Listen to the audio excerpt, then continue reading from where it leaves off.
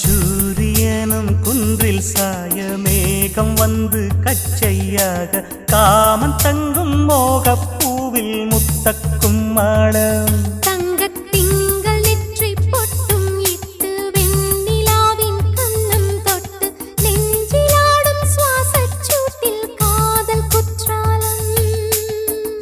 தேன் தெளிக்கும் தென்றலாய் நின்னருகில் வந்து நான்